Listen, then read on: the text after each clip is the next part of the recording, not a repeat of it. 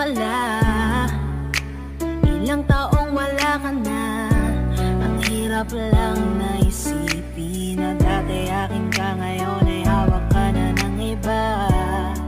Naaalala ka pa rin, iwasan ko man tanawin. Ano bang dapat na gawin? Hindi mabaling ang tingin, damdamin ay ganon pa rin. Mga bitbit